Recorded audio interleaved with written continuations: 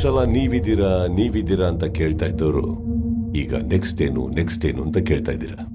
ಒಂದು ಕತೆ ಹೇಳ. ಒಂದೂರಲ್ಲಿ ಒಂದು ಕಾಗೆ ಇತ್ತು. ನೀವೆಲ್ಲ ಸ್ಕೂಲಲ್ಲಿ ಕೇಳಿದ್ದೀರ. ಅದೇ ಕತೆ.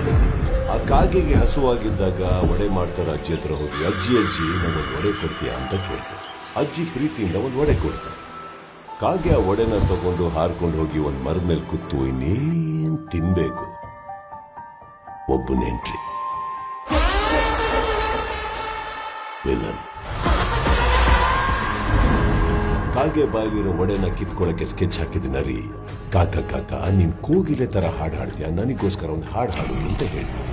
ನಿಮ್ಗೆಲ್ಲ ಗೊತ್ತಿರೋ ಹಾಗೆ ಪಾಪ ಕಾಗೆ ನರಿ ಮಾತು ಕೇಳಕ್ಕೂ ಹಾಡಕ್ ಶುರು ಮಾಡಕ್ಕೂ ಒಡೆ ಕಾಗೆ ಬಾಯಿಂದ ಕೇಳಕ್ ಬೀಳಕ್ಕೂ ಏನ್ ಒಡೆ ನರಿ ಬಾಯಿಗೆ ಸೇರ್ಬೇಕು ಅನ್ನೋವಾಗ ನಿಮ್ಗೆಲ್ಲ ಕ್ಲೈಮ್ಯಾಕ್ಸ್ ಗೊತ್ತಿದೆ ಅಂತ ಅನ್ಕೊಂಡ್ರೆ ಓ ಭ್ರಮೆ.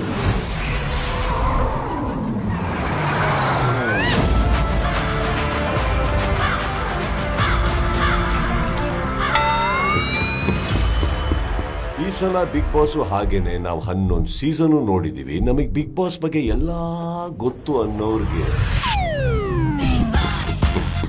Big Boss grand opening September 28 ಸಂಜೆ 6 ಗಂಟೆಗೆ.